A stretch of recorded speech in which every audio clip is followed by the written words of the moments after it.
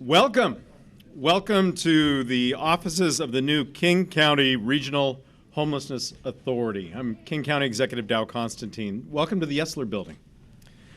This is an historic space. This space once housed Seattle City Hall. And it may look a little empty at the moment, but within a few weeks we'll be setting up desks and getting to work transforming how we fight homelessness in our region.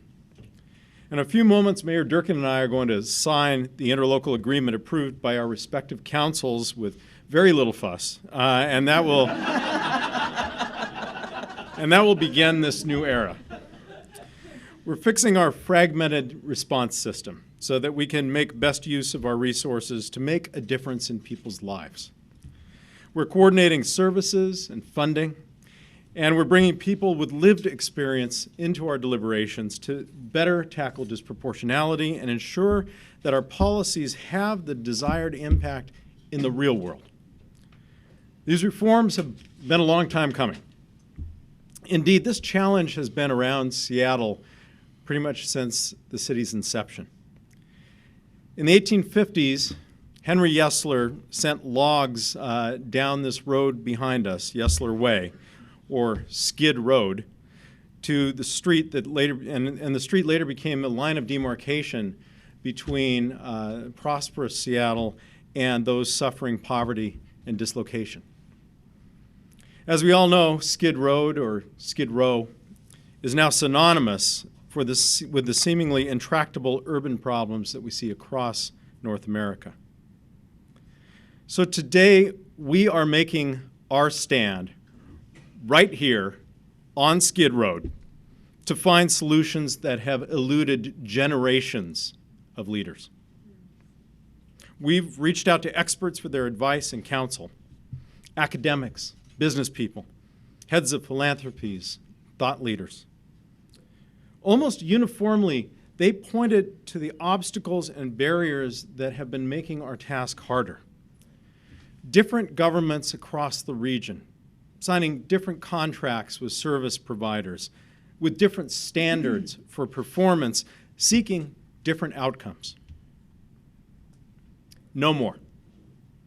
The legislation Mayor Durkan and I will sign today differs from what she and I proposed, but it remains a bold, innovative, and necessary response to the goal of unifying a fractured homelessness system. With our signatures, and the continued involvement of so many people throughout the community, we begin a new era of accountability, of bringing data-driven solutions into the crisis and making sure that we have the right people at the table. All of this is in service of a simple goal: helping every person find a safe, secure, permanent place to call home. Since I came to office in 2009, I've sought to create the nation's best-run government. And we are, in fact, recognized nationally for our leadership in many areas. But continuous improvement means always being willing to reevaluate, always striving to do things better, always reinforcing what works, and being willing to change direction on the things that are not working. The King County Regional Homelessness Authority is entirely consistent with this vision, and it's one of the boldest expressions of our commitment to continuously, relentlessly improving.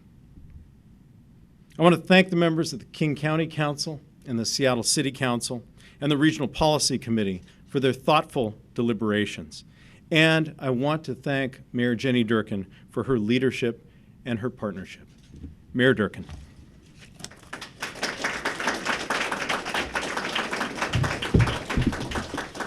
Well, good morning.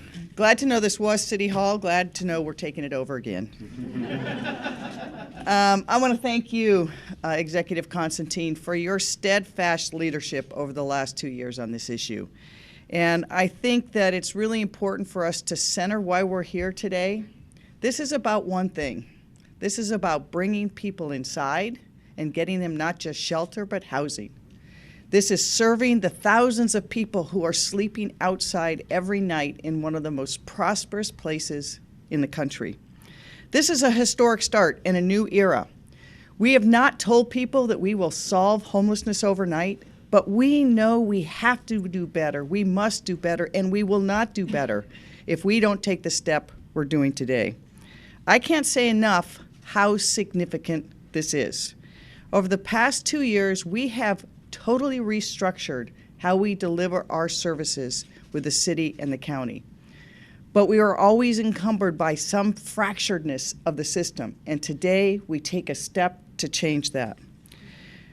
We also take a very important step, and it is not symbolic, it is fundamental to changing how we do business, and that is to make sure that people with the lived experience of homelessness serve at every level of the governing body and make sure we are taking those steps that actually will make a difference in people's lives. We have designed a truly regional response. From the smallest town to the biggest city in King County, we will have to come together and solve this problem.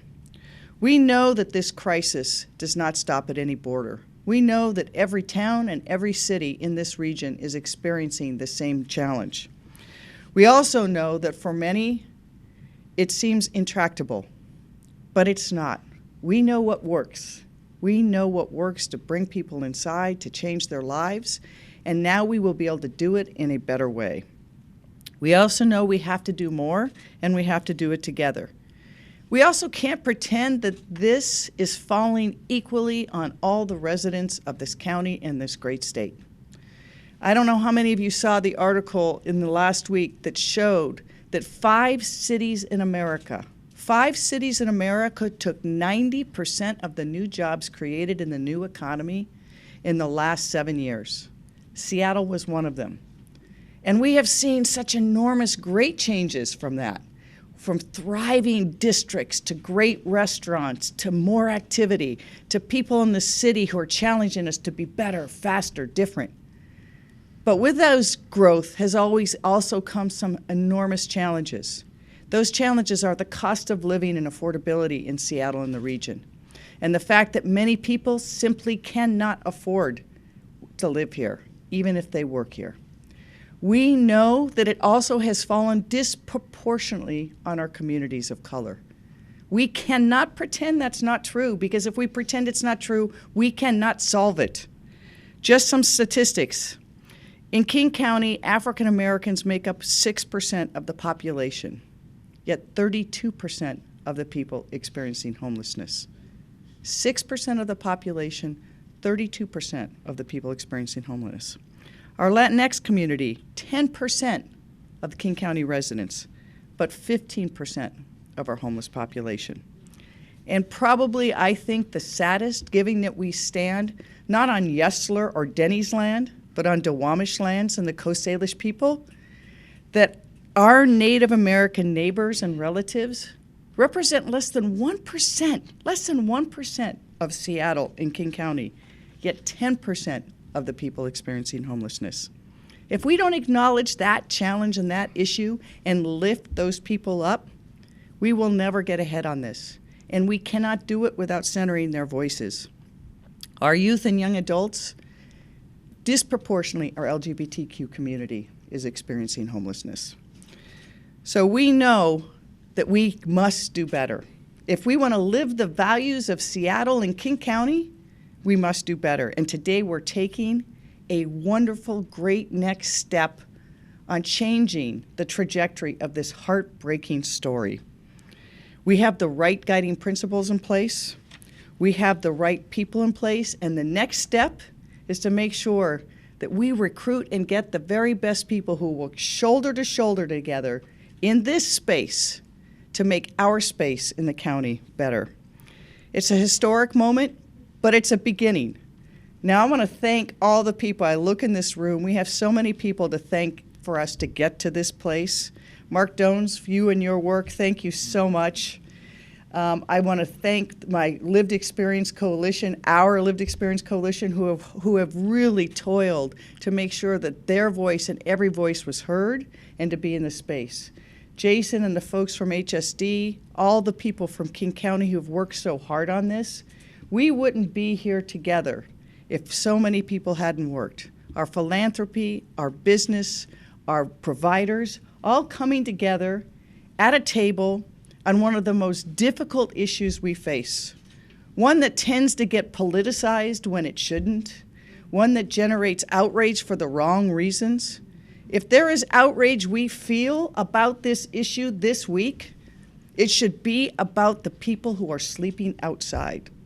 So I want to thank everyone who is willing to say, we will come together, we will find a new way. We know we're just starting, but we can't get there if we don't start, if we don't try something new. What we were doing was working better in the last 2 years, but it wasn't working well enough. This will give us a chance. I also want to thank Sally Bagshaw, who couldn't be here, who worked so hard to get this over the finish line, to Deborah Juarez and Bruce, who voted in the RPC and moved this forward, to Peter von Reitbauer, who worked with the Sound Cities to try to get us to a place where we could move forward. And someone said, well, it's not perfect. Show me a human endeavor that's perfect. I'll sign up tomorrow. I just think that we now know that we have the tools we need. It's hard work ahead of us, but this is a great day. So I want to thank everyone for being here. Shall we? Shall we? Yes. All right.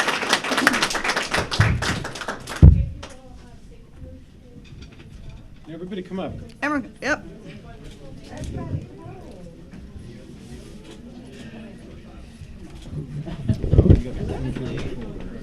How about that? You can keep that. Purple.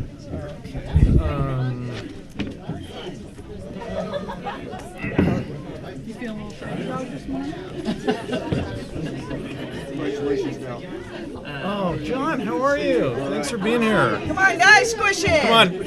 Come on. Right, we have people, but I'm also short, so I should probably stay up front. Don't make me stage manage this. Let's get in here.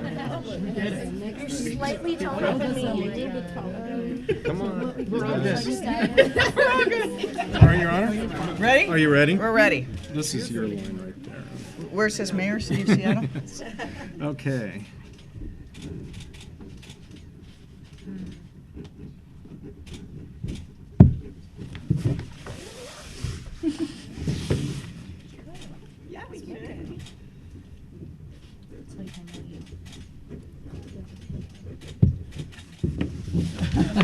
A new day begins.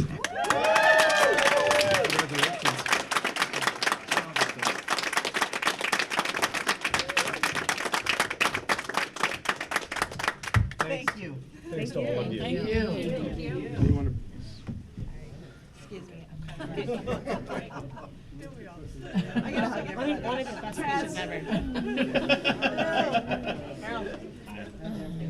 Thank you. Me too. Now we're just starting. I know. Oh, yeah, good to see you, John. Thanks for being here. Thank you for everything. Thank you. Hello, wonderful. Happy holidays. Hi, and hours and hours.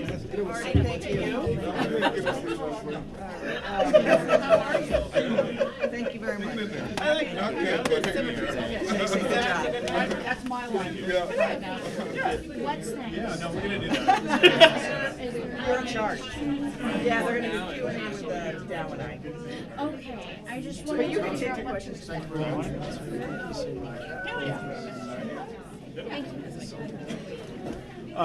While we're getting settled, I want to take a point of personal privilege Go ahead. and thank Tess and Jason from my shop for all the work they've done. And David Mosley, thank you for all you did. Leo, thank you, Leo. I appreciate it. Well, don't thank Leo yet. He's going to help us answer questions. So we'd be glad to take whatever questions you might have. Yeah, I have a question. You mentioned that some people said that this wasn't perfect, and I know Councilmember Gonzalez was working with the two of you over the weekend, I believe, trying to work on some of those issues. Are you still feeling confident that the City of Seattle next year won't be looking at possibly having to use its funding to leverage some changes? Yes, I feel very confident. Look, we have a lot of work ahead of us. We only got this far because people were willing to come to the table and work together and center our work on results, not on our own political interests. And so I believe strongly that when we come together and get the right people in place, that everyone will stay at the table to get things done. I believe in a scenario that will not be the worst case scenario, because if we get to the point where there's a vote that's spread only by one person on whether we should move forward, we've already failed.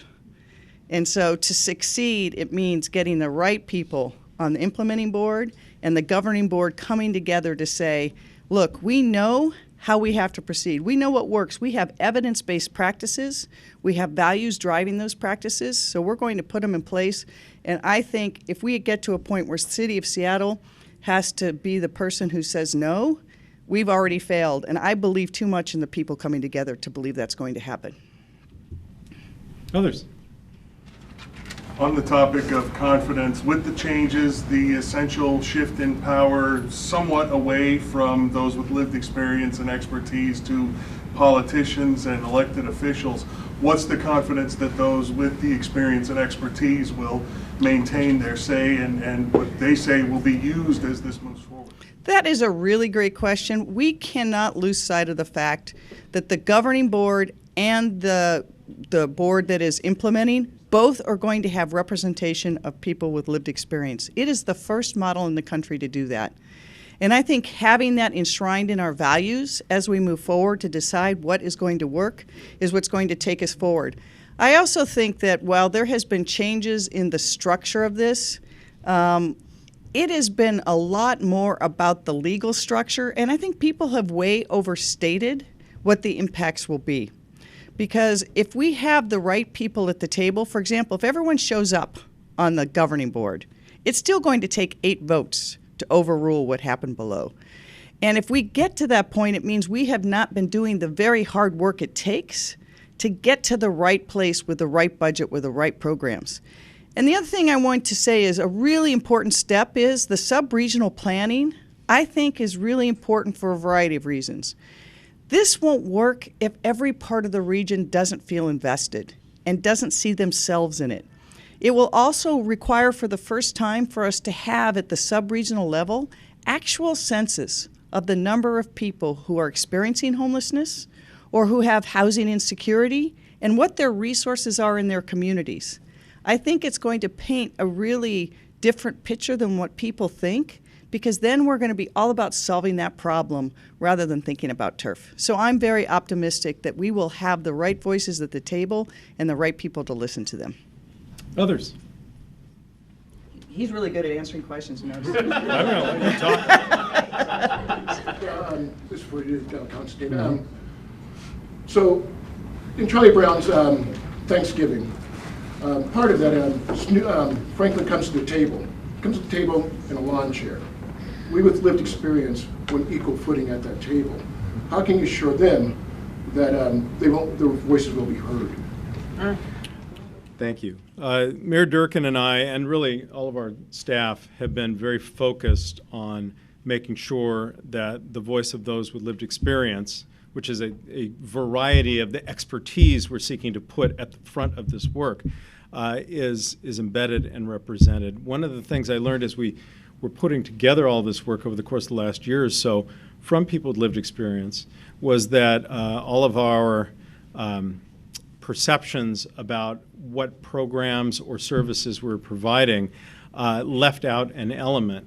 Several people mentioned to me that being given a laundry list of resources when they were seeking to exit homelessness was insufficient, that they needed a person to help them, person who understood where they were and what they had been going through, to help them navigate all of those resources and to take those steps out of homelessness and back to self-sufficiency. We know that this is not merely a political request. This is a critical element if we are to be successful in turning around this homelessness story. And so I know the mayor and I are both very dedicated to making sure that the voice of those with lived experience remains front and center in our work. And we will press that with the elected officials with whom we're working. Yeah. So follow up from what Mr. Odom was saying. When it comes to the governing board, there are 12 seats. Only 3 of them belong to people with lived experience. another 3 are there for businesses, and then the other 6 are elected officials. Mr. Odom brought up an amazing point of how can you ensure that we won't just get blocked every single time by the elected officials and business interests. Again, the burden for us is to make sure that the voices of those with lived experience continue to be elevated and heard in that governing board as well as in the implementation of our policies. We fought throughout this time the debates at the city councils to make sure that the council members understood that all voices were important and that it was particularly valuable to the effort to have the voice of those who've really walked this path. And I do believe that, as Mayor Durkan mentioned, the inclusion of those with lived experience puts us in the lead nationally in terms of the structure we've set up, and we'll continue to work to reinforce that voice. Can I just add something? Yeah. on top? So I think both those questions are really important.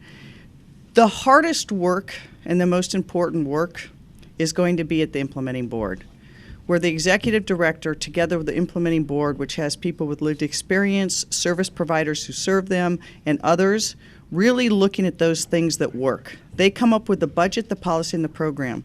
The governing board that has the elected officials only overrules them with a supermajority vote. We want to insulate the work so that the work gets done in a way that works and is not politics. You know, it's said that the definition of insanity is to keep doing the same thing over and over again, but expect a different result. We have to do something that's different, or we will have the same result. We also know we're in the heart of the city that invented customer service. That was Nordstrom's. How can we have a system to deliver services to people experiencing homelessness if we don't center the voice of those with lived experience? We can't. So you have our commitments individually, and I think of the elected officials from our respective jurisdictions to say we will continue to fight for that voice. But thank you very much for that question. I wanted to invite Leo Floor, who's the director of the Department of Community and Human Services at King County, to just clarify what the actual structure of the governing body and the documents we just signed would be. So just for clarity, there is within the final legislation, a governing committee, and that governing committee is composed of 12 persons. 3 of them are King County elected officials, 3 of them are City of Seattle elected officials, and both the executive and the mayor are among them. There are 3 Sound Cities Association representatives who are representatives of cities across King County, and then there are 3 members appointed by the Lived Experience Coalition or other groups that are representing persons with lived experience. So the business doesn't have actual seats. Okay. Yeah. Others? Well, I invite you to stick around and ask questions, not only of the non-experts, but the actual experts who are here today. And I want to thank you again for coming here for what we believe will be the beginning of an important new era in the history of our region. And I want to thank again those people who poured their heart and souls to get this, but more importantly have been working on the front lines in the trenches on this very, very difficult challenge for our region. So thank you very much for your work. Yeah.